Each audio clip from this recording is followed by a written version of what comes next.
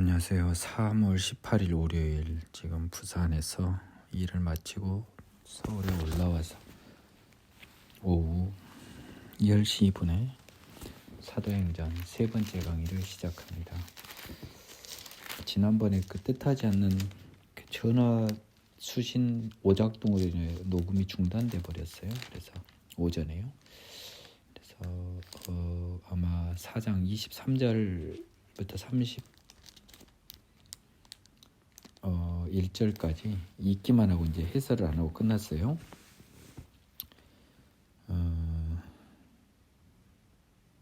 사도 잠깐만요. 그 21절에서 그 얘들이 겁먹어서 지금 일단은 위협만 하고 놓아줬어요. 그래서 사도들이 놓여서요. 야, 이게 우리 이거 전하지 말라고 걔들이 이런 말을 하더라 하고 그들이 듣고 한 마음으로 이제 이 자기들의 그 이 예수 복음 전도함이 막히니까 힘에 막히니까 뭘 합니까? 기도한 거잖아요, 그렇죠? 하느님께 바라는 거잖아요. 전능하신 하나님을 표현하는 24절 그리고 또 시편의 기제를 이용해서 자꾸 이렇게 나오잖아요. 우리 주의 종 우리 조상 다윗의 입을 통하여 성령하로 말씀하시기를 하면 다 뭐가 다? 시편이 나와요. 시편. 따라서 시편은 하나님의 말씀인 거예요. 여러분 이게 유의 깊게 보셔야 돼요. 25절에 이전에도 나왔잖아요. 과연 헤롯과 본디오 빌라도는 이방인과 이스라엘 백성과 합세하여 하나님께서 기름 부으신 거룩한 종 예수를 거슬러 예수님을 지금 종이라고 몇 번 표현하고 있습니다. 그들이 봤을 때는 십자가 사역이 얼마나 고된 종의 사역으로 보였을까요? 저는 유심히 못 봤는데 이전에도 종이라고 한 거 사실 예수님을 종이라고 베드로가 표현했어요. 3장 26절에서 제가 조심하라 그랬잖아요. 이거 요한이 아니다. 예수님이다. 종이라고 써졌지만 여기서 다시 확인해 주잖아요. 그러니까 예수님의 그 십자가 사역은 누가 보더라도 종의 사역이었어요. 정말 고된 사역이었단 말이에요. 하나님의 아들이심에도 불구하고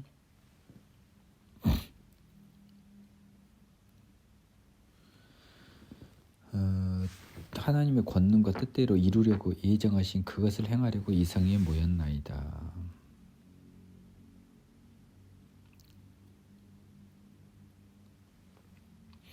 이 사람들은 이제요. 이게 그 29절을 보고 제가 지금 읽고 다 지나와서 한 번 더 읽어보겠습니다.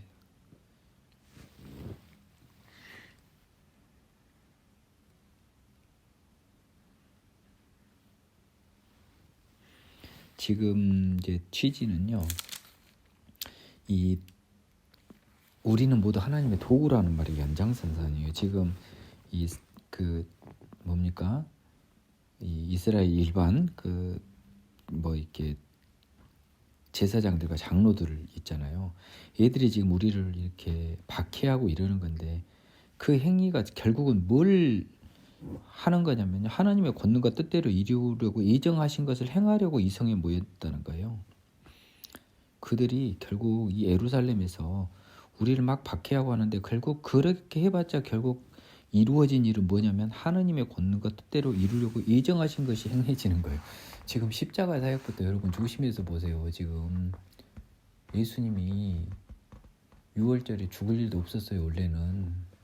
원래 계획에는요. 근데 이상하게 어떻게 해갖고 지금 십자가에서 돌아가셔 버리고 부활하고 지금 우리를 박해하는데 이제 사도들은 어떤 믿음을 가졌냐면 이게 다 하나님이 예정하신 대로 다 이루어진다고 보는 거예요. 박해를 받더라도 이것도 다 하나님이 예정했다. 그러면 뭔다? 그러면 결국 하나님의 권능과 뜻대로 이루려고 예정하신 것을 행하려고 쟤들도 지금 이성에서 이렇게 설치는 거라는 거죠. 지금도 우리를 이렇게 위협함을 살펴보시었고 우리로 담대히 복음을 전하게 해달라는 거죠. 결국은 그렇게 해봤지만 이런 위협에도 불구하고요. 우리가 굴하지 않고 하나님의 말씀에 이렇게 복음을 전하는 이게 하나님의 권능과 뜻대로 이루려고 예정하신 것을 설명하고 있는 거잖아요. 그러니까 하나님의 권능으로 손을 내밀어 우리가 병을 낫게 하고 표적과 기사가 우리 이름이 아닌 뭡니까? 예수의 이름으로 거룩한 종이라고 이제 종인데 너무 미안한 거예요 지금 예수님한테 종이라고 쓰니까 거룩한 종, 여하튼 종 이것 때문에 사도 바울이요 여기서 힌트를 얻어서 예수 그리스도의 종 바울이라고 로마서 도입부에 딱 아주 자랑스럽게 쓰고 들어가잖아요.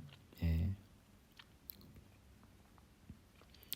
빌기를 다음에 하나님이 응답하시잖아요.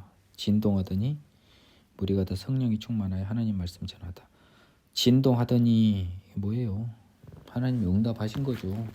그래 열심히 해. 내가 함께 한다. 물건을 서로 통용하다. 믿는 무리가 한 마음과 한 뜻이 되어 모든 물건을 서로 통용하고 자기 재물을 조금이라도 자기 것이라고 하는 이가 하나도 없더라. 사도들이 큰 권능으로 주 예수의 부활을 증언하니 무리가 큰 은혜를 받아. 그 중에 가난한 사람이 없으니 이는 밭과 집 있는 자는 팔아 그 판 것의 값을 가져다가 사도들의 발 아래 두매 그들이 각 사람의 필요를 따라 나누어 줌이라. 구브로에서 난 레이족 사람이 있으니 이름은 요셉이라 사도들이 일컬어 바나바라 하니 번역하면 위로의 아들이랍니다. 그가 밭이 있음에 팔아 그 값을 두고 사도들의 발 앞에 두니라. 이 물건을 서로 통용하다 이 규정은요. 지금 한번 생각을 해보세요. 예수님 부활을 봤어요, 여러분. 그래서 우리는요, 부활을 눈으로 보지 못한 사람들한테는 예수님 부활이 믿음의 대상인 거예요. 이 사람들은 부활을 봤잖아요. 그래서 이 사람들은요, 이 성령을 받아서도 부활이 결국 영생으로 이어진 걸 하나님을 통해서 알았기 때문에 세상의 미련이 진짜 사라져버려요. 그래서 여러분 32절에 이 사람들이 느꼈던 이 해방감을 봐야 돼요. 그냥 재물이 하나도 관심이 없는 거예요. 이 세상에 미련이 없는 거예요, 지금. 사도들이 그 예수의 부활을 증언하니까 이 은혜를 받아서 가난한 사람이 없었대. 왜냐하면 이 세상이 전부가 아니라고 생각하면 이 세상은 끝나요. 이 세상 모든 사람이 심판이 있고요. 이 세상이 전부가 아니라면 공산주의 하지 말라고 해도 공산주의가 돼요. 하지만 이 세상이 전부라고 생각하는 사람들은 마르크스 레닌 그 똑똑한 사람들입니다. 아무리 이론을 만들어봤자 안 되는 걸 하는 거예요.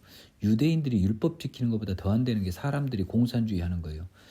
재밌는 비유를 한번 제가 해드리고 싶네요. 유대인들이 율법을 지킬 수 없는 것처럼요. 인간은 공산주의를 실현할 수 없어요. 안 되는 겁니다. 실현할 수 없는 애들이 실현하는 척하고 있는 게 지금 어디예요? 북한, 중국, 소련이죠. 유대인의 율법을 이렇게 받아들이면 돼요. 공산주의는 하나님만이 할 수 있는 것이에요. 이 세상이 끝이 아니라고 했을 때만 저절로 그때는 하지 말라 그래도 이렇게 실현이 되는 거라고요. 재밌죠? 구브로 바나바가 드디어 이제 첫 이름이 등장하네요. 이분은 구브로 사람이에요. 그래서 이분들이 재밌는 게요. 1차 전대여행을 바나바와 좀 이따 바울이 떠나요. 그때 맨 처음에 간 데가 구브로예요. 바나바의 고향이었네요. 보니까 밭을 팔아서 발 앞에 뒀답니다. 아나니아 삽비라 5장 보겠습니다. 5장 들어가기 전에 좀 재밌는 이야기를 좀 하고 넘어갈까요? 이미 지나갔지만 마태복음에서 난 너무 재밌어요. 마태복음을 보면 이게 약간 유모집 같은 느낌이 들 정도로 너무너무 재밌다니까요. 예수님한테 혼나는 얘들이 생각할수록 너무 재밌는 거예요. 마태복음 22장에 보면 부활 논쟁이 있었는데요. 제가 이제 오늘 이렇게 기차 타고 집에 오는 길에 우리 누나랑 이거 설명해 주다가 막 이야기하다 보니까 또 뭐 여기에 또 비하인드 스토리가 또 보이더라고. 자, 부활 논쟁이에요, 제목이. 그리고 사두개인들은 부활이 없어요. 그러면 예수님한테 와서 모세가 일렀을 때 하면서 형부터 7 형제가 줄줄이 한 여자랑 장가들었는데 아들 없이 다 죽어버렸는데 누구의 와이프가 부활하면 될까요? 라고 하는 것이 이제 궁금했던 거예요. 이제 우리 누나한테 이걸 설명해 주면서. 근데 이야기를 하다 보니까 이건 사두개인들은 부활이 없다는 논거로 가져온 문제라고 해요. 이거 예수님한테. 그러니까 한번 생각해 보세요. 사두개인들은 기존의 바리새인들하고 논쟁할 때요. 요거 문제 내면 바리새인들이 깨갱해 버렸던 거예요. 꼼짝을 못 했던 거죠. 그래서 이제 예수님한테도 써먹은 거예요. 그랬다가 지난번에 제가 풀어준 방법으로 예수님한테 아주 꼼짝없이 당해버린 거잖아요. 이 친구들은 이때 기준으로 하면 큰애 마누라, 20년 뒤, 아니 3년 뒤로 하면 둘째, 2년 뒤로 하면 셋째, 4년 뒤로 하면 넷째. 이렇게 줄줄이 그 시점을 기준으로 자꾸 부활하는데 뭐 하느님은 다 살아있다기 버리냐. 그러면 우리가 그 전에 그러면 생각해 보세요. 이 바리새인들을 얼마 엉터리라고 그랬겠어요. 바리새인들은 첫째일 것 같다, 마지막 막내일 것 같다. 이 두 개가 답이 제일 많았겠죠. 어디 중간에 뭐 둘째, 셋째라고 한 바리새인들은 좀 약간 정신과적 치료가 필요한 바리새인들이고 주로 첫째나 마지막 갖고 막 싸웠을 것 같아요. 그리고 어이구 답답한 녀석들아 어디가 부활이 있냐 해서 부활이 없는 논거로 내는 문제가 이 문제였던 거예요. 지금 생각해 보니까. 근데 예수님이 내가 지난번에 풀어본 것처럼 다 살았으니까 이 녀석은 첫째 아들이 마누라지. 부활 때는 하나님 능력이 당연히 다 살려본데. 그 다음에 너희들이 성경에 대해서 부활과 천국을 오해했잖아. 부활 때는 장가도 시집도 안 가고 하늘의 천사가 같고 하나님의 자녀로서 동등이니까. 뭔 결혼을 해. 결국 답은 다 남남이다라고. 첫 번째 답은 큰 아들의 아내요. 결국 최종 답안은 다 남남이다. 부활 때는. 그 다음에 이제 가장 큰 계명으로 예수께서 사두개인들로 대답할 수 없게 하셨담을 바리새인들이 듣고 모였는데 이 말이 뭔 말이에요? 우리는 저 질문에 전부 헤매버렸는데 예수님이 뭔 답을 내려버렸길래 얘들이 엉망이 되불고 혼나버렸다는 게 소문이 쫙 퍼졌겠죠. 사두개인 첩자가 나와서 야 바리새인들 너희들은 헤매본 문제를 그 예수라는 자가 와서 바로 한 방에 풀어버렸다. 야 우리 사두개인들 지금 골치 아프다고 푸념을 한 거예요 지금. 그래서 바리새인들이 듣고 한편 기뻤겠죠. 자기들이 부활이 있다고 하는데 항상 깨졌는데 사두개인들이 꼼짝 못하게 예수가 만들었으니까 그 부분은 좀 아마 기뻤을 거예요. 그냥 웃자고 한 이야기입니다. 근데 이게 되게 재밌는 게 이 두 파가 얼마나 재밌냐면 나중에 바울이 사도행전에서요 로마에 가서 재판을 받는데 이게 핀치에 몰린 거예요. 바울 선생님이 우리 사도님이 바울 사도님이 이 두 사람은요 거의 영남과 호남처럼 철천지 원수야. 내가 보니까 유대인이니까 한 패지. 그걸로는 한 패거리인데 한 패거리가 이제 한 백성인데 유대인 있는 것으로는 싸우죠. 그래서 할례 받지 않은 애들하고는 아주 뭐 힘을 합치지만 할례 받은 상대에서는 전라도와 경상도라고. 일본하고 싸울 때는 하나인데 전라도 경상도는 원수잖아요. 진짜 사실상 국내 기준으로는. 그러다가 지금 바리새인들이 자기 원한을 풀어준 거예요. 지금 이런 대립관계가 있기 때문에 우리 바울 선생님도 그 핀치 순간에 경상도와 전라도를 딱 대립시켜가지고 도망가 보잖아요. 참 재밌습니다. 옛날이나 저기나 인간들 하니까 파벌을 만들어요. 부활이 있다는 바리새인들도 의롭지도 않아요. 그냥 지그들만에 그냥 완전히 관념도 없으니까 예수님은 맞춰버린 문제를 거기서 헤매버렸던 거지. 그냥 지기들 기준에 부활하고 싶으니까. 사두개인들은 바리새인들을 이렇게 비난했겠지. 이 녀석들아 누구들은 원하지만 이게 뭔 부활이 있어. 내가 봤을 땐 사두개인들이 무조건 유리해요. 예수님의 이 십자가 사역과 이후에 오신 성령님이 없으면 부활은 인간의 힘으로는 설명이 안 돼요. 내가 이 퀴즈 한번 낼게요. 사두개인과 바리새인의 논쟁은 누가 이길까요? 무조건 사두개인이 이기죠. 예수님 오기 전에. 아니 예수 없이 부활 논쟁에서 어떻게 이깁니까? 이제 재밌는 이야기였습니다. 성경은요 참 재밌어요.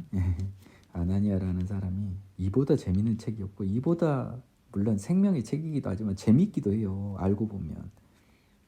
아나니아라는 사람이 그의 아내 삽비라 다우로 소유를 팔아 그 값에서 얼마를 감추며 그 아내도 알더라. 얼마만 가져다 사도들의 발 앞에 두니 베드로가 이르되 아나니아야 어찌하여 사탄이 네 마음에 가득하여 네가 성령을 쏘여 땅값 얼마를 감추느냐. 땅이 그대로 있을 때는 네 땅이 아니며 파노이도 네 마음대로 할 수 없다냐. 어찌하여 이 일을 네 마음에 두었느냐.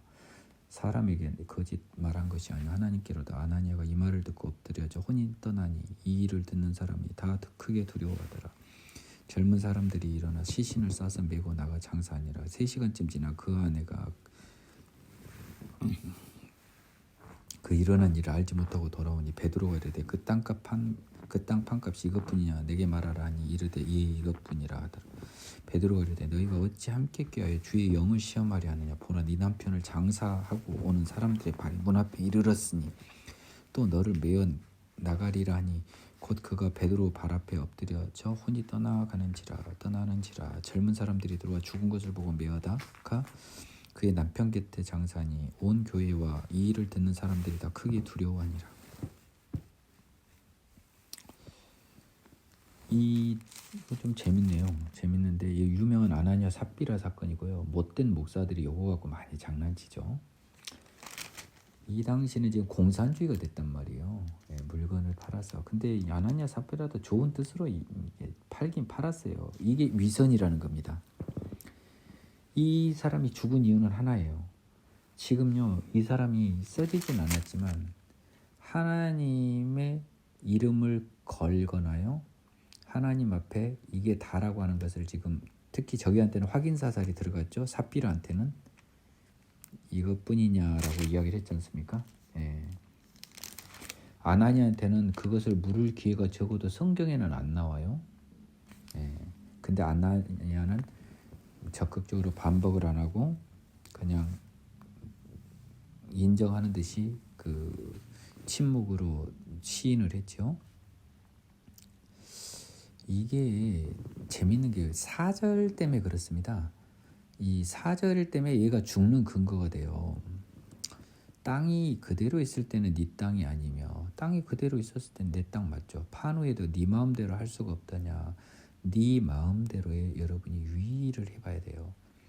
이 사람은요. 네 마음대로 베드로가 네 마음대로는 뭐냐면 하나님의 사람이면 마음이 하나님의 성령으로 인도받는 사람들 아닙니까? 지금 성령 받았다고 한 거예요. 자 이거요. 우리 교회 다니고 믿음이 부족한데 믿음 있다고 자랑치는 사람들이 무섭게 받을 말이에요. 나는 성령 받았고 하나님의 사람으로 땅을 팔았다고 어디서 분명히 이야기한 거예요 지금. 그러면 성령 마음대로 할 수가 없더냐 이 말은 뭐예요? 사탄에게 져버렸냐? 그러면 뭐예요? 예. 숨기는 건 사탄의 마음이잖아요. 그러니까 왜 성령의 힘으로 못했냐? 너는 사탄의 아들이다. 근데 중요한 것은 이게 보세요. 이 아래서 보면 삽비라한테도 주의 영을 시험하려 했다고 그러고요. 5장 3절에서도요. 네가 성령을 속이고 뭔 말이에요? 하나님 앞에 거짓말을 한 거예요 지금.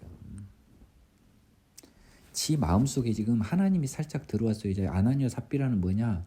어설픈 회개로 어설픈 성령이 들어온 사람들이 사탄한테 죄한테 져버린 사람들은 이렇게 죽어버린다는 거예요, 여러분. 그러니까 그 회개 좀 하나님이 역사하셔서 드디어 하나님의 영도 살짝 있어요 지금.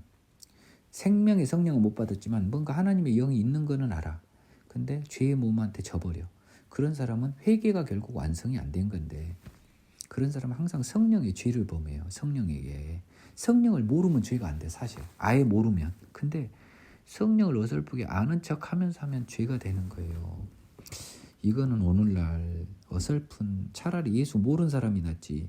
어설프게 예수 믿는다고 하면서 어설픈 회개를 하면서 죄를 짓는 사람들은 아나니아와 삽비라가 여러분의 케이스가 된다는 걸 명심하시기 바래요. 사도들이 표적을 일으키다. 사도들의 손을 통하여 민간의 표적과 기사가 많이 일어나면 믿는 사람이 다 마음을 같이하여 솔로몬 행각에 모이고 그 나머지는 감히 그들과 상종하는 사람이 없으나 백성이 칭송하더라. 믿고 주께로 나오는 자가 더 많으니 남녀의 큰 무리라. 심지어 병든 사람을 메고 거리에 나가 침대와 요에 누이고 베드로가 지나갈 때 혹 그의 그림자라도 누구에게 덮일까 바라고 예루살렘 부근에 수많은 사람들도 모여 병든 사람과 더러운 귀신에게 괴로움받는 사람을 데리고 와서 다 나음을 얻으니라. 이제 아까 그 기도했지 않습니까? 우리 사도들이요. 그 4장 30절에요. 그 기도가 지금 봐봐요. 31절 빌기를 다음에 4장 31절에 하나님이 응답했잖아요. 하나님의 나라와 의를 구하는 기도잖아요. 바로 또 어떻게 됩니까? 12절부터 표적이 나는 거 아닙니까? 예, 여러분. 이런 믿음이라고, 이런 믿음. 그러니까 산에 들려서 저기 바다에 빠져버려라 해도 빠진다고요. 하나님의 나라와 그 의를 구하는 기도였잖아요.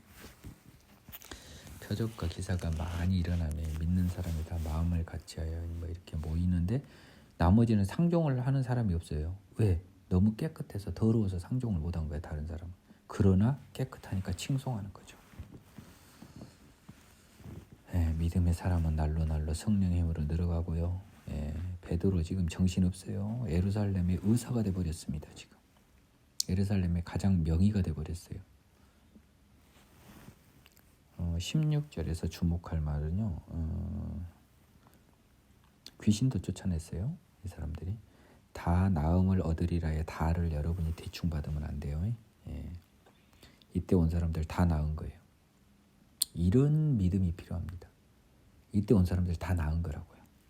자, 그래서 이 16절, 5장 16절과 4장 30절, 31절을 딱 연관해서 보는 것이 그 예수님이 복음서에서 말한 니들이 겨자씨 하나할 만한 믿음이 있더라도 이럴 텐데 하면서 우리 마태복음 기준으로는요. 다른 복음서에서는 다른 애가 있는데 그 변화산에서 내려와서 귀신 못 쫓아 니들을 혼낼 때 예수님이 팔아. 이 만일에 이 사도행전의 이 부분이 딱 가서 보면 그때 사도들은 믿었을 거예요. 예수님 그 말을.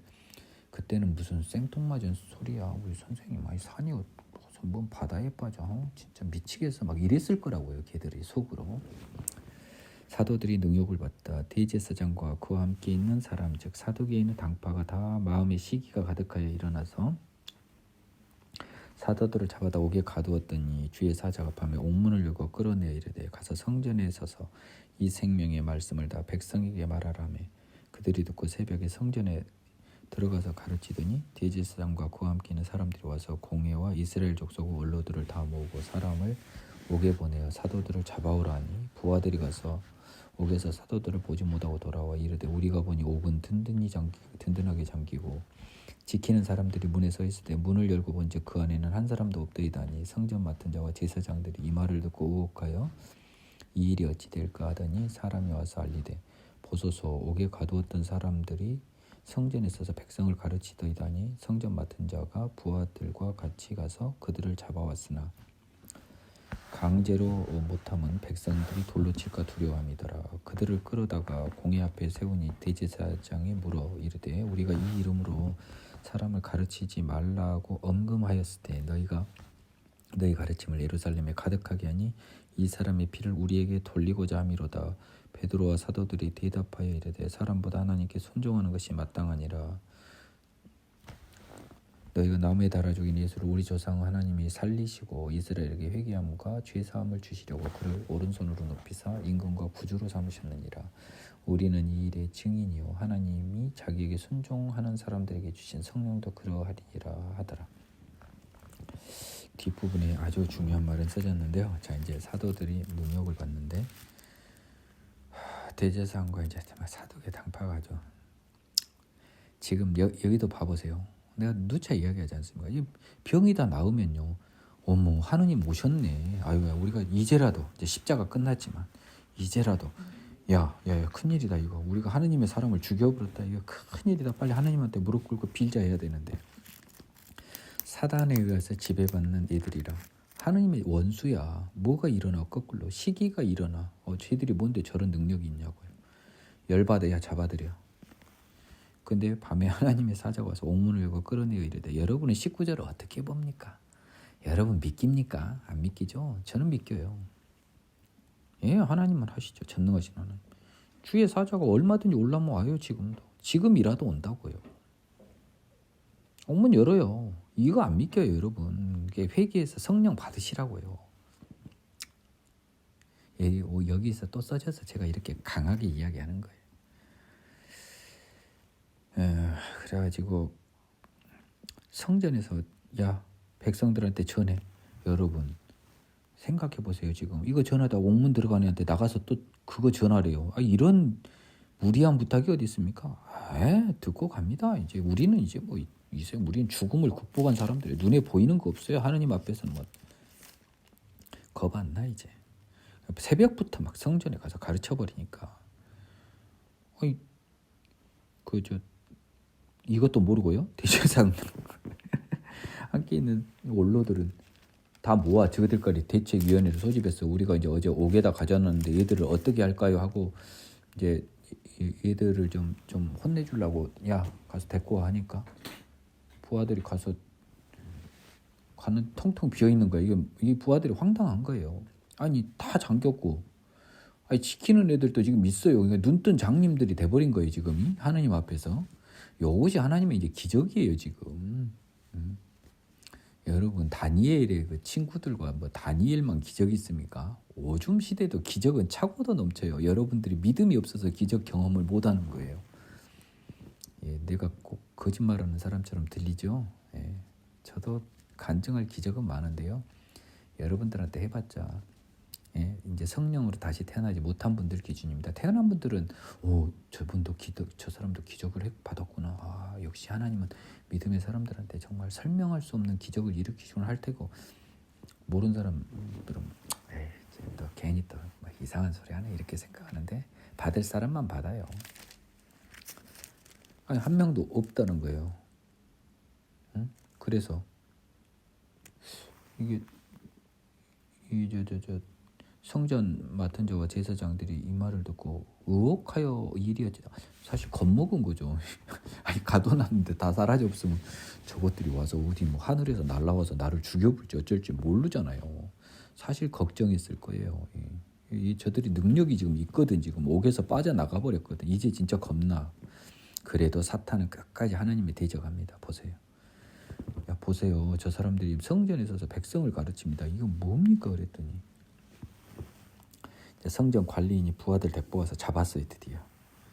그래갖고 이것들을 다시 감옥으로 갖고 가려고 그랬는데 지금 어쩌다 잡혔어요. 이 사람들이 가르치다가 지금 잡혔잖아요. 생각해 보세요. 근데 그러면 가르침을 받는 청중들이 있었을 거 아닙니까? 틀린 소리 안 하고 지금 옳은 소리로만 빵빵 들리게 하나님 성령으로 역사 다 해버리는데 그 사람을 잡아 가두면 저 사두개인이나 대제사장들이나 성전 맡은 자나 이 부하들이 이 사람들 눈에서 살기를 느껴버린 거예요. 보니까 그렇게 해서 이 성경을 그렇게 읽어야 된다니까. 백성들이 돌로 칠까 두려워합니다라는 것을. 아니 저들이 지금 뭐가 두려워요? 아니 내가 질문해 왜 두려워? 왜 두려워? 집어넣어버리면 되지. 다시 더 꽁꽁 묶어서 2중 3중으로. 근데 백성들 눈에 살기를 하나님이 딱 보여줘 본 거예요. 그러니까 쫄아본 거예요. 이런 걸 볼 줄 알아야 된다니까. 이 민기영 변호사가 풀어주는 성경이 공상과학 소설이라고 해버리면 여러분들은 하나님의 사람이 아닐 가능성이 커요. 그래서 그들을 끌어다가 공회 앞에 세우니 이제 강제로 못한 거예요. 강제로 못한다는 건 뭡니까? 두드려 패버리고 이제 묶어버리고 뭐 이런 것을 못한 건 눈에 살기가 있거든요. 그래서 일단은 물었어요. 조심스럽게 자유로운 상태에서. 야 가르치지 말라고 했잖아. 응? 너희들 지금 예수 그저라고 하는 사람 부활도 안 했는데 부활했다고 거짓말하고 그 사람 신성 모독하고 가이사 모독해서 살인됐는데 정당하게 죽어낸데 왜 그 피를 우리에게 돌리고자 합니다. 이게 구약 시대에 이 유대인들의 표현이 많이 나오거든요. 어떤 사람의 원수를 갚는다는 표현을 이렇게 쓰더라고 이 양반들이. 자세히 보면 그래. 그래가지고 그 도피성도 있잖아요. 아무리 과실로 죽여도요. 원수는 갚고 싶죠. 과실로 도끼가 빠져 죽었던 죽은 아버지의 아들은 도끼 실수를 한 사람 그 과실 죽여버리고 싶죠. 원수 갚고 싶죠. 원수의 원수 아무리 실수해도 우리 아버지를 죽여버렸는데 그런 표현이 피를 돌린다 뭐 이런 표현을 쓰더라고. 이 사람들의 그 상당히 재밌는 표현이에요. 원수 갚는다는 거예요. 죽인 원수 갚는다. 베드로와 사도들이 대답하여 이르되 이 사도들이라고는 써있는데 베드로도 들어가 있었어요. 29절에. 그러면 누구 있는지는 안 써졌어요. 지금 이 사도 전부도 아닌 것 같고 아마 느낌에 베드로 요한은 있었을까? 한 7, 8명 정도 있었을 것 같아 느낌에. 그래갖고 대답해서 모든 사도라고는 안 써졌잖아요. 이 법조인들은 이런 거에 되게 관심이 많다니까요.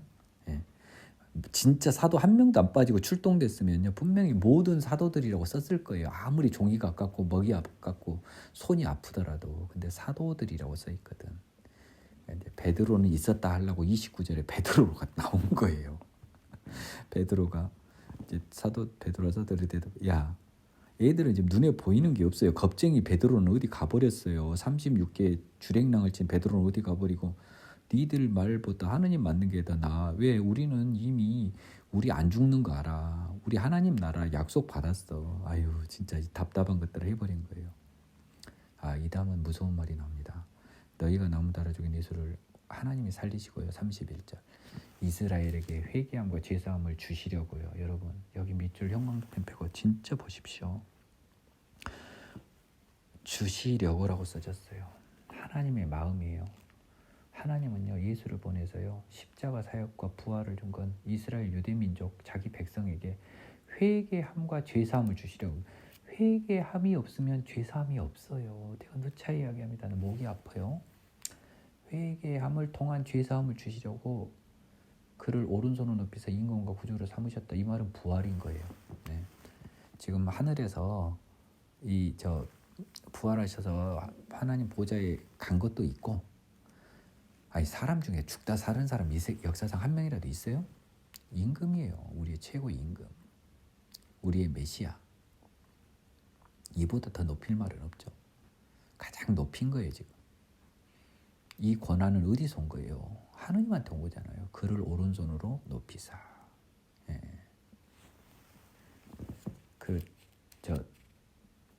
하나님이 얼마나 예수님의 권위를 인정해 줬다는 게, 유대인들은 하나님에 대해서는 진짜 믿는다니까요. 여러분들은 그 유대인들이 그래도요 하나님에 대한 그 밑도 끝도 없는 믿음은 어설프게 있다는 걸 굉장히 유익 있게 봐야 돼요. 우리는 이 일의 증인이요. 부활의 증인이죠. 하나님이 자기에게 순종하는 사람들에게 주신 성령도 그러하니라. 여기 밑줄 쫙. 하나님이 자기에게요 순종하는 사람들, 이거는 뭐예요? 자기가 부르신 사람들. 그렇게 바꿔 써도 돼요. 근데 부르신 사람들은 순종도 해요. 하나님이 부르면 이쪽에서는 순종하고 이쪽에서는 순종하면 하나님은 부르시고, 다 와리 가린 거죠. 그런 사람들이 주신 성령도 증인이에요. 그러면 뭐예요? 부활의 증거는 뭐죠? 눈으로 직접 본 베드로 등 사도. 32절이 아주 중요해요. 이건 내가 누차 이야기했어요. 내 지인들한테. 우리의 믿음의 근거는 로마서 4장 24절에서 부활하신 예수를 믿음으로 고백할 수 있는 것이 우리의 의다.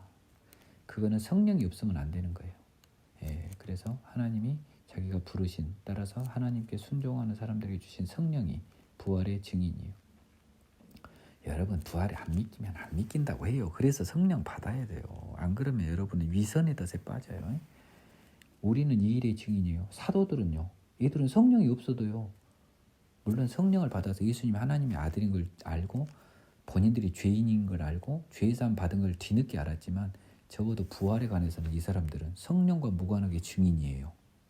성령과 무관한 증인이라고. 부활은 두 눈으로 본 사람들이라고요.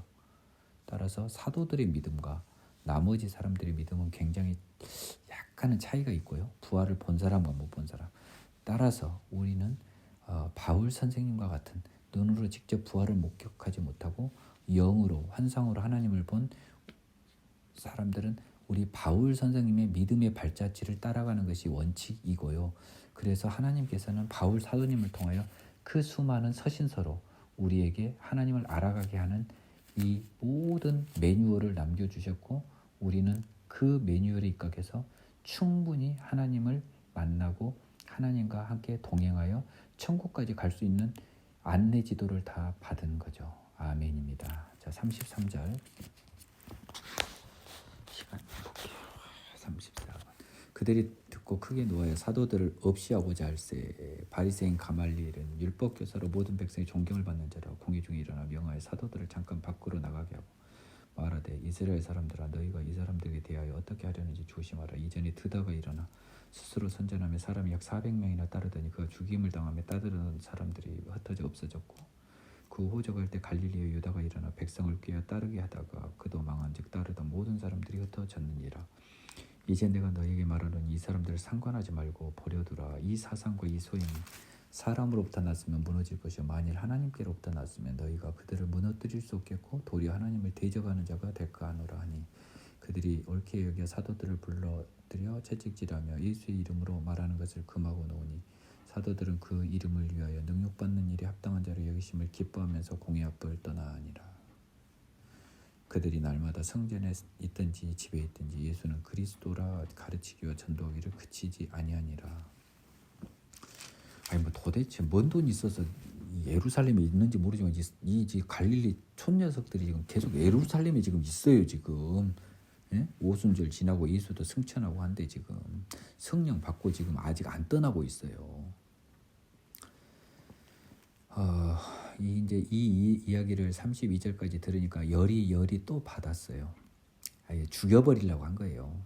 없이 하고자 할세라고 하는 말도 그냥 넘어가지 마세요. 죽여버리려고 한 거라고요. 사도들. 야야 저것들 다 목 썰어버려. 아우 진짜. 예. 이거 그냥 사적으로 그 민중 봉기 비슷한 느낌처럼 해서 그냥 죽여버리려고 한 거라고요. 근데 또 하나님이 딱 가말리엘이라고 하는 사람 딱 이렇게 세워가지고 갑자기 이 사람이 이 말을 할 수밖에 없어. 지금 하느님의 시간에서는 사도도 살려야 되니까요. 그래서 사도도 잠깐 나가라고 하고 이 사람들한테 이제 알아듣게 말합니다. 야, 너희들 지금 죽이려고 하는데 일단 조심해라. 이분이 굉장히 존경받는 사람이에요. 바울이 말한 그 가말리엘, 자기 스승님인 바울의 그 가말리엘인지는 잘은 모르겠습니다. 근데 동명이인인지 동일인인지요. 저는 관심 없어요. 그런 거는 그 학자들한테 들으세요. 중요하지 않은 거예요.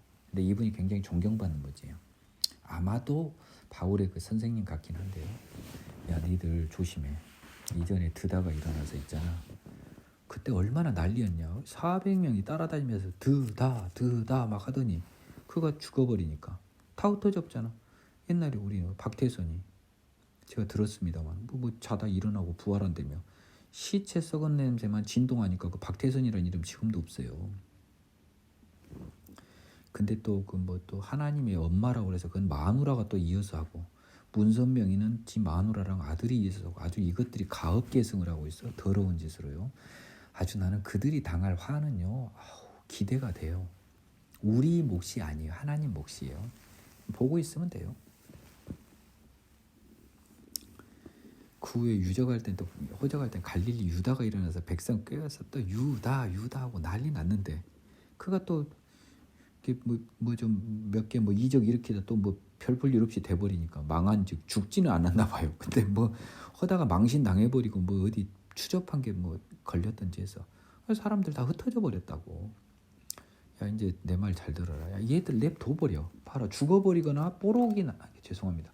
죽어버리거나 거짓이 탄로가 나거나 쓰레기 같은 짓이 발각이 되면 그냥 끝나는 거니까 냅둬라. 참 현명하잖아요. 이분이 참 현명해요. 보니까 얘들이 지금 흥분한 애들 가라앉히는 거예요. 흥분한 게 죄인 건 아는 거야. 이게 가말리엘 선생님은. 만일에 이 사상과 이 소행이 이분은 근데 성령이 없어서 이렇게 머리 좋은 사람도 예수를 모르는 걸 여러분이 이걸 보면서 눈치를 채야 돼요. 여러분은 가말리엘의 발끝도 못 따라갈 지혜를 갖고 있어요. 저도 마찬가지죠. 하지만 그러한 지혜를 갖고 있는 가말리엘 선생님도 성령이 없으니까 몰라요 지금. 근데 지혜는 있죠. 세상적인 지혜는. 그래서 그분이 상관하지 말고 야 납둬라. 사람으로부터 났으면 무너질 것이야. 39절이 여러분이 유대인을 죽었다 깨나도 못 이기는 게 39절이에요. 유대인들이 여러분보다 구원받기는 회개만 하면 무조건 게임이 끝나버려요. 여러분은 회개하기가 힘든데 얘들은 회개만 되면 끝나버린 게 39절이 있기 때문이에요. 만일 하나님께로부터 났으면 너희가 그들을 무너뜨릴 수 없겠고. 이런 고백을 유대인들은 하는 거예요. 진짜 하나님으로부터 저 사상과 소행이 났으면 우리 안 된다는 거예요. 안 돼. 하나님으로부터 났으면 안 돼. 도리어 하나님을 대적하는 자가 되니까 벌 받을 거야. 이 말에 대해서 이의를 제기한 사람이 한 명도 없어요. 이 39절 때문에 유대인들은 절대적으로 유리한 구원의 유전자를 갖고 있는 거예요. 예수님을 이 0.1g의 힘만 가해져도 이들은 바로 구원으로 딱 넘어지는, 무게중심으로 따지면 무게중심이 굉장히 약해. 그래서 예수님이 살짝만 터치를 해도 넘어져. 근데 희한하게 그쪽에는 터치를 할 힘을 다 막아버려놨어. 지금 이방인의 충만한 수가 찰 때까지. 이방인들은 중심이 너무 강해. 그래서 그걸 넘어뜨리려면 엄청난 힘이 필요해. 뭔 말인지 알겠어요? 유대인들은 한 발로 서 있는 70대 노인이고, 이방인은 강호동이 같은 애야. 한 발로 있는 70대 노인은요, 내가 후 불어버려도 넘어져요. 근데 강호동이를, 전성기 이만기 강호동이를 두 발 딱 버티는 우리가 어떻게 넘어뜨립니까? 그것과 비교할 정도로 회개만 이루어지면, 이 유대인들은요, 이 39절을 한번 보세요. 여러분은 고백도 안 되잖아요. 아니 이렇게 죽여버리려고 하는 애들도 만일 그 사상이 하나님으로부터 났으면 너희들 못 이긴다고 이렇게 고백해버리는데, 그리고 너희들이 하나님을 대적하는 자가 된다고. 이들에게 있어서 여호와 하나님은 절대적이에요. 여러분은 이것을 무시하지 마세요. 근데 사단이 역사에서 하나님과 계속 멀어지게 했을 뿐이지만, 하나님에 대한 이 두려움만큼은 유대인들은 가지고 있어요. 경외심 있다고요. 여러분들은 흉내도 못 내고요. 이거는 하나님이 선물로 주셔야 됩니다. 그래가지고 어쩔 수 없이 이게 또 훌륭하신 선생님이 또 워낙 말씀을 또 조리 있게 해버리니까요. 그냥 뭘 대들 게 없잖아요. 39절 때문에 대들지를 못한 거예요. 39절 때문에. 그래서 채찍질하고, 야 제발 이 사람 이름 좀 올리지 마라. 너희들 그렇게 채찍 맞고도 할래? 하면서 채찍질을 한 거야 지금. 근데 사도들은 채찍 맞은 걸 쏘면서 휘파람을 불면서 나가버린 거예요. 막 웃으면서 막 하이파이브하고 나가버린 거야. 막 피 질질 흘리면서. 이게 보니까 뭐예요? 복음서에서 예수님이 이런 상황 얘기 안 하고 다 나 때문에 이렇게 박해받은 복이 있다고 해버렸으니까 피 흘린 만큼 더 신나버려갖고 나가버린 거예요 얘들이. 예, 복음서하고 연결이 돼. 41절은 복음서에 예수님 말씀하고 딱 이어져 버려. 이제 예수님 말씀 이제 다 이제 퍼즐이 맞춰진 거예요 제자들이. 그러니까 이 녀석들은, 죄송한데 이분들은 천국에 갈 일밖에 안 남았잖아요. 아주 신났어요 지금. 그러니까 뭐 맞든지 말든지, 뭐 성전에 있든지 집에 있든지 예수가 메시아라고 해버리니까 소위 답이 없는 상황이 돼버린 거죠. 6장 일곱 일꾼을 택하다. 그때 제자가 더 많아졌는데 헬라파 유대인들이 자기 과부들이 매일의 구제에 빠짐으로 히브리파 사람을 원망하니 12사도가 모든 제자를 불러 이르되, 우리가 하나님의 말씀을 제쳐놓고 접대를 일삼는 것이 마땅하지 않으니 형제들아, 너희 가운데서 성령과 지혜가 충만하여 칭찬받는 사람 7을 택하라.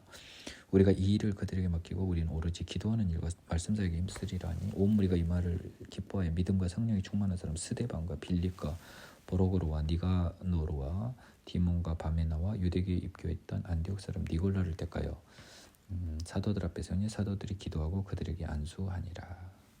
하나님의 말씀이 점점 왕성하여 예루살렘에 있는 제자 수가 더 심히 많아지고 허다한 제사장의 무리도 이도에 복종하니라.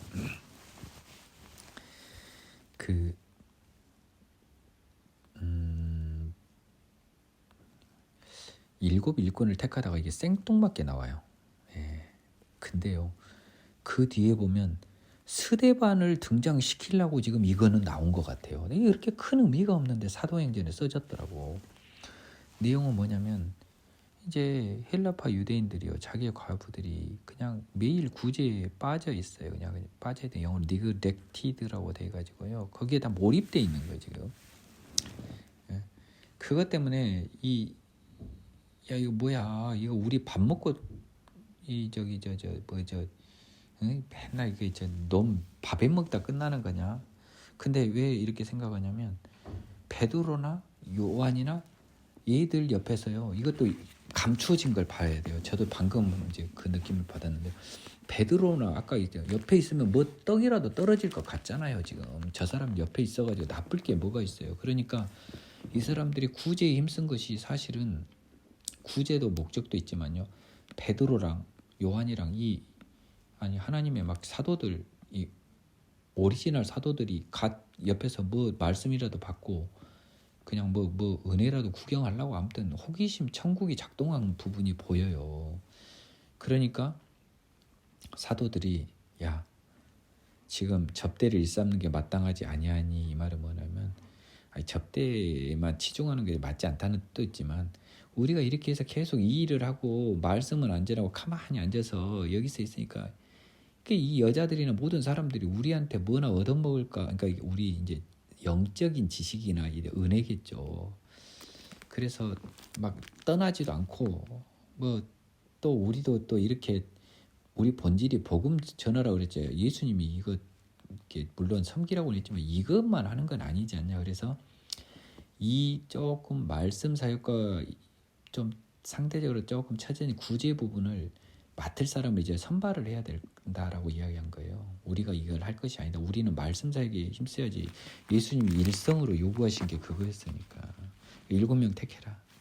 자 그러면 이 사람들 7명이 되니까 이제 헬라파 유대인들의 과부들도요. 이제 예전만큼은 덜 열성이었잖아. 이게 목사님이 아주 유명한 목사님이야. 막 그냥 대한민국의 어마어마한 목사님. 권사님들 난리 나잖아요. 그 목사님이 아니다. 내가 우리나라 교회만 열심히 할 수 없고 나 돌아다니면서 부흥사로 열심히 하겠다고 나간 거예요. 말씀 전한다고. 권사님 수가 쭉 줄어버려요. 젊은 목사, 시원찮은 목사 들어오면 약간 그런 것 느낌을 좀 가지면 돼요 지금. 응? 권사님들이 생업을 때려치고 나 교회도 다녀본 사람도 없어요. 1907 교회나 다니고 강원도 정선 우리 정석영 목사님 세일교회 성도수 12명 1907 교회 뭐 예배 드릴 때 한 50명 오나 전 이런 교회밖에 다녀본 적이 없는데 아마 그런 느낌이에요. 여기서 주목할 이름이 스데반과 니골라인데요. 예, 스데반은 다음에 나옵니다. 니골라는 나중에 약간 좀 이단의 한 형태로 가는 사람과 동명인인지는 조금 몰라요. 이게 함부로 단정은 못 하겠어요. 뭐 왜냐하면 워낙 동명이인이 많아서 잘 모르겠습니다. 하나님 말씀은 점점 힘을 얻어가고요. 제자 수가 많아지고 허다한 제사장이 이 도에 복종하죠. 저는 여기서 약간 어떤 느낌을 받냐면요. 그러니까요. 예수께서 승천하시고 초창기 예루살렘에서 일단 전도가 먼저 된 거예요, 여러분. 이걸 놓치면 안 돼요. 유대인들이 안 받은 게 아니에요. 유대인들이 뭐 5천이 막 그때 뭐 생겨버렸다고 했잖아요. 그 믿는 사람. 이런 식으로 초창기 예루살렘에서 여러분 굉장히 많은 유대인들이 예수님을 영접해요. 영접한다니까요. 예루살렘이 아예 안 믿은 게 아니었어요. 그러다 어느 시점부터 예루살렘이 안 믿거든요. 이제 이스라엘이. 자 여기서 그럼 여러분 생각해 보세요. 그 뒤로 지금 2000년 동안 이방으로 갔단 말이에요. 예수님이. 이방의 충만한 수가 과연 몇 명일까? 좀 겁이 나는 부분이 좀 슬슬 느껴지죠. 자 이제 예루살렘으로 다시 갑니다. 충만한 수가 차면. 그러니까 예루살렘에서도 믿음의 사람이 없었던 건 아니에요. 그러니까 출발 꼭지점의 1번은 지금 예루살렘이에요. 여하튼 간에. 그리고 쭉쭉 뭐 사마리아 뭐 어쩌고 저쩌고 뭐 빌립보 막 이렇게 막 가다 결국 그게 어디로 온다? 예루살렘으로 온다. 그때는 아마도 종말일 가능성이 크다. 스데반이 잡히다. 오늘은 참 스데반이 설교하다는 구약 성경을 요약한 것이거든요. 그 전까지만 하고 마무리하겠습니다. 자, 스데반이 이제 은혜와 권능이 충만하여 큰 기사와 표적을 민간에 행하니 이런 것도요. 저도 강의 안 하면 이게 그냥 쑥 지나가 버려요. 스데반이 죽은 이유가 여기 있네요. 보니까 벌써 은혜와 권능이 충만해서요. 기사와 표적을 꽤 많이 행했어요. 민간에. 이거는 관심이 없었거든요. 이분이 설교만 잘한 줄 알았지. 근데 큰 기사와 표적을 도대체 뭘 행했는지 모르지만 벌써 또 시기 나는 행동을 한 거야. 이른바 자유민들, 즉 구레네인, 알렉산드레인, 길리기아와 아시아에서 온 사람들의 회당에서 어떤 자들이 일어나 스데반과 더불어 논쟁할세. 그러니까 이것도 좀 문어적으로 보면요. 자유민들의 회당이면 구레네, 알렉산드리아, 길리기아가 그 아시아가 어차피 그 어라운드잖아요. 어라운드 이스라엘 주변. 알렉산드리아는 아프리카고요. 길리기아는 바울의 고향인 다소, 터키 서부 지역, 남서부 지역. 구레네 잘 알잖아요. 저 바나바의 고향이면서 어디입니까? 바로 옆에 있는 섬이에요. 바로 옆에 있는 큰 섬이라고요. 아시아 뭐 터키. 아시아 여러분 헷갈리지 마세요. 여기서 아시아는 전부 다 터키의 서쪽. 그러니까 아까 그 길리기아는 남동쪽이네요. 이쪽이 동쪽이네. 아시아는 저쪽 북동쪽쯤? 예. 그러니까 북서쪽쯤? 서쪽이야. 이제 반대야 좀. 이 길리기아랑. 여러분은 제발 좀 지도 좀 보세요. 아유, 진짜. 이 궁금하지도 않아요. 어디가 있는지. 돈이 들더라도 성경 지도 사서 보고 좀 봐요. 그 열정도 없이 하느님을 알라고 하는 그 어디 그 더러운 심보를 먹지 마시라고요. 돈 없으면은 인터넷으로라도 사서 좀 지도를 좀 봐요. 지도를 안 보고 뭐 그냥 눈으로 읽으려면 뭐하러 그냥 제 성경책 봐요. 그냥 눈 감고 그냥 제 성경책 안 보는 게 낫지.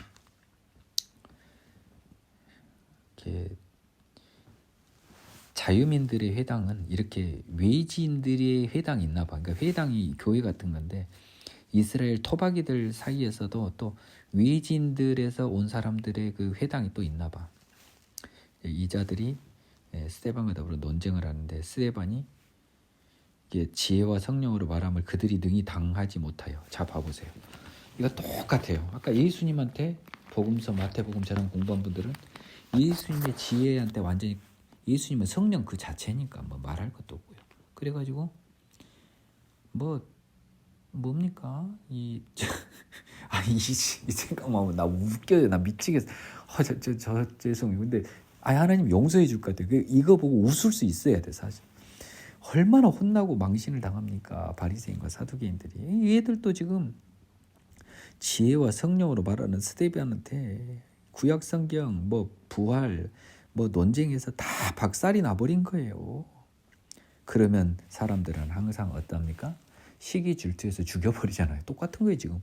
예수님 죽은 거하고 비슷한 시기 질투로 우리 본디오 빌라도 판사님 비록 매주 일요일마다 그 이름이 불려지는 이제 억만 배의 벌을 받고 있는 빌라도 판사님도 뭐는 알았어요. 저것들이 시기 때문에 얘를 죽이려고 이 핑계 저 핑계 있는데 사형에 해달라고 청구한 건 보면 시기가 그게 자리 잡았던 것을 읽은 거야. 막 고소하면서 막 이게 잘나치한 걸 안 읽고 눈과 또 막 취중 진담이나 이런 것처럼 다 걸려버린 거예요. 그들의 시기심이. 여기 써졌잖아요. 스데반한테 능히 못 이겨보니까 사람 매수해갖고 이제 살살 이제 죽일 거리 하나 만들어요. 야, 이자가 모세와 하나님을 모독하는 말 우리가 들었다. 이거 비슷한 말을 살짝 바꿔. 그래가지고 백성과 장로와 서기관들 충동해서 잡아서요 공회로 가져와요. 이제 죽이려고.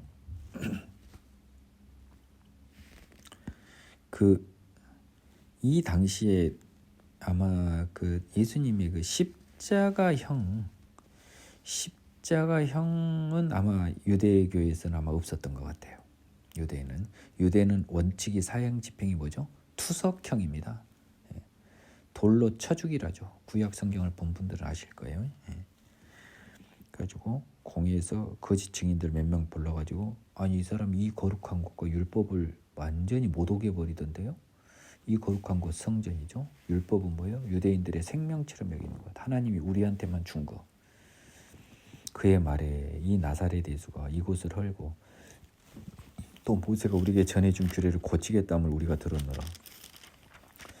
제가 백석대학 야간대학원에서 이제 장동민 교수님이라고 있어요. 작년 학기에 사도행전 강의를 그분한테 들었어요. 그냥 솔직히 말하면 그냥 귀로 듣고 그냥 저는 성경 필사를 주로 많이 했습니다. 또 필요한 부분이 있으면 듣죠. 레포트나 이런 건 진짜 저는 성경 공부에만 올인했다니까요. 근데 이 방법으로 하는 게 제일 효과가 높아요. 지금 남을 가르치는 방법으로 나를 가르치는 게 제일 효율이 좋은 건 하나님한테 지혜로 배워버렸는데 그 교수님이 이제 이렇게 말씀하시더라고. 맞아요. 그 교수님 말씀이. 이 14절 말이 틀린 말이 뭐가 있어요? 예수님이 이거 한다고 했잖아요. 틀린 말 아니라니까요. 모세가 우리에게 전해준 규례를 고치겠다. 그렇죠. 율법이 이제 없어지고요. 이제는 성령의 법이 자리된다는 거 분명히 설교했을 거예요. 자, 그러면 그 취지를 전후 맥락을 쏙 빼놓고 아주 냄비처럼 끓기 좋은 것만 딱 2개 갖고 왔잖아요. 일단 뭐예요? 이 거룩한 거 성전 헐어버린다만 가지고 나와. 내가 한다는 게 아니고 이 성전이라고 하는 거 예수님이 이렇게 말씀하셨는데 그것은 자기의 뭐 부활한 육체를 말하고 뭐 여러 가지 했는데 갑자기 성전 헌다만 딱 가져와 버려. 그 다음에 규례를 고치겠다 하는 말도 규례는 다 선하고 좋은 건데 바울 율법서에 나오잖아요. 근데 우리는 그걸 못 지켜. 그러니까 우리가 생명의 성령으로 태어나서 이 율법을 그때 온전히 지키는 거 했는데 규례를 고치겠다는 뭐예요? 후지니까 나쁘니까 고치겠다고 이야기한 걸로 딱 바꿔버리잖아요. 요것이 소위 저 못된 이 자들이 하는 짓거리라니까. 엮을 때 어디서 그냥 쏙 빼와가지고 그래가지고 지금 이제 스데반 선생님을 드디어 이제 죽일 근거를 만들었잖아요. 그렇죠? 그래서 공회 중에 앉은 사람들이 다 스데반을 주목하면 그 얼굴이 천사의 얼굴과 같다. 결국 나중에 죽이거든요. 나중에 죽여요. 근데 한번 봐봅시다. 저 뒤에 보면 이 죽인 것도요. 54절 7장 보면 이 말 듣고 마음에 찔려서 죽여버려요. 참 희한해. 사람은 자기 잘못한 거 이야기하면 반성이 안 되고 왜 화가 날까요? 저도 죄인 시절에 그랬던 것 같아요. 나의 잘못한 거나 약점 이야기하면 죽여버리고 싶어. 진짜 너무 미워. 이 인간의 죄인은 하느님을 못 만나면 다 이 모양 이 꼴이야. 자, 오늘은 단식은 유지는 했습니다. 제 단식 상황 보고를 드릴게요. 어제 일요일날 아침은 당연히 안 먹었고요. 저는 아침을 안 먹었습니다. 점심 먹고요. 저녁 먹고 자기 전에 먹어요. 야간 대학원을 다니까 학교 갔다 오면 저녁에 배가 너무 고파. 그래서 그런 형태의 삼식을 하는데 일요일 한 끼 점심을 아주 소프트하게 먹고 전혀 예기치 않게 일요일날 우리 성도님과 이야기하다 금식에 돌입했어요. 금식을 5일 계획했는데 저는 솔직히 먹고 싶은 마음은 없거든요. 저는 금식을 할 때 여러분들이 너무 안쓰러워요. 먹는 걸 참는 형식으로 금식을 하는 게 아니고 제 금식은요. 하느님한테 식욕을 없애주라고 기도해버리고 하는 금식이라 뭐 먹고 싶은 마음은 솔직히 없어요. 근데 이제 금식에 대해서 여러분들에게 제가 하나도 모르는데 내가 이제 유튜브를 찾아봤지 않겠습니까? 왜 금식을 하지? 나 궁금하더라고. 주로 금식은 그 회개를 완성시키려고 하더라고요. 그렇다면 저는 금식을 적극 권합니다. 왜 그러냐면요. 금식만큼 죄의 몸의 상태에서 자기의 본능적인 욕심인 식욕과의 싸움을 하는 것은 하나님이 얼마나 기뻐 받으실까요? 근데 저는 감히 하나님이 여기 계시고 제 말을 듣고 있지만 저는 식욕은 없어요. 여러분들은 먹고 싶은 때 참거든요. 이제 성령을 못 받은 사람은. 그래서 하나님하고 동행하고 성령 받는 사람은요. 하나님 저 밥맛 그냥 식욕 없게 해주세요. 기도해버려요 그냥. 진짜로 내가 지금 뭐 배는 고픈 건 아닌데 먹고 싶진 않다고. 왜 하나님이 먹고 싶은 마음을 안 줘버려. 그러니까 자 오늘 봄이에요. 봄바람 부는 날 제가 부산지방검찰청에 입회조사를 다녀왔습니다. 여자들 옷차림이 얼마나 그냥 야식구리 합니까? 옛날 같으면 얼마나 많은 음욕이 들 거예요? 저거 있는데 나하고 뭔 상관이에요? 자, 음식 냄새가 나요? 우리 집사람 지금 뭐 라면 끓여 먹더라고요. 냄새 나면 얼마나 막 여러분들은 막 환장을 할 거예요. 저게 나하고 뭔 상관이냐고요. 나는 하나님이 지금 식욕 없애줘서 지금 단식하고 있는데 아무 상관이 없는 거예요. 다만 좀 그 체력적으로 좀 부담이 있어서 이 강의 문제와 두 번째로 너무 무계획적으로 시작한 그 단식이었다는 점. 그래서 이제 다른 사람들은 뭔 기도 성과를 얻으려고 주로 단식을 하더만요. 근데 저는 이번에 제 단식은요. 저에게 생명의 성령의 법, 능력의 십자가, 그리고 그 능력의 십자가, 죄사함의 십자가를 정말 받을 자격이 1도 없는 쓰레기 같은 저에게, 정말 양아치 같은 저에게 기적적으로 그 은혜의 선물을 나이 쉬운 한 살에 주셔서 새로운 삶을 시작하게 해주신 우리 하나님께 제가 이 단식이 끝나는 날 기도드리려고 저는 그 감사 기도를 위한 목적으로 이 단식을 하고 있다라고 의미를 부여했거든요. 그래서 일단은 그 수요일 날 제가 또 좋아하는 또 축구가 있고요. 하나님 당초 5일간의 단식을 계획을 했어요. 근데 뭐 먹고 싶어서 안 하는 건 아니에요. 그럴 것 같아요. 나는 장담은 못하겠지만 하나님이 식욕을 없애줘 본다니까요. 아니, 하나님이 음욕을 없애줘 본다고 한 사람이 식욕 하나 못 없애주겠습니까? 여러분 부럽죠. 진짜 부러우실 거예요. 여러분은 이걸 부러워하셔야 돼요. 여러분도 이렇게 변할 수 있으니까요. 변하신 분들은 이해할 거예요. 그렇기 때문에 여러분과는 조금 단식 개념은 좀 달라요. 하지만 나는 너무 기뻐요. 하나님께 감사 기도를 뭐 얼마나 많이 드렸겠습니까, 제가. 하지만 금식을 통하여 또 그 정결한, 또 나름 정결한 몸으로 하나님께 수요일 날 오전 12시 밥을 먹으면서 엄청나게 하나님 너무너무 감사합니다. 저를 구해주셔서 감사합니다라고 하는 정말 기쁨과 눈물의 기도를 드리는 그 목적으로 이 금식을 간주할 생각입니다. 여러분들 특히 제가 그렇게 강조한 회개와 관련해서요. 금식도 참 좋은 수단일 거라는 생각이 들어요. 저도 죄와의 처절한 싸움을 많이 했거든요. 아마 내가 그때 금식을 알았으면 저도 금식이라는 방법도 썼을 것 같다는 생각이 들어요. 너무 빨리 주신 것 같아요. 여러분 하나님을 위한 죄와의 장기간의 싸움이 회개라고 제가 정의했습니다. 하루 이틀 싸움 아니에요. 죄와의 싸움에서 승리하실 겁니다, 여러분들. 하나님 옆에서 이겨라 응원하신다니까요. 저버렸을 때 하나님은 실망하지만요, 고개를 안 돌려요. 다음의 싸움에서는 꼭 이겨라고 눈으로 응원해 주세요. 다음 싸움할 때 또 응원해요. 그러다 이겨버린다니까. 그 이긴 참맛을 한 다음에는요, 제 이 강의 듣고 있잖아요. 진짜 능력이 십자가 받으신 분들은 내 이름 밝혔어요. 뭐 주소는 안 밝혔지만 서울 서초동에도 있어요. 저한테 와서 밥 한 끼 사십시오. 그리고 나서 은혜를 같이 공유하는 여러분이 최소한 한 병 이상 나왔으면 참 좋겠네요. 오늘 여기서 마치겠습니다. 수고하셨습니다.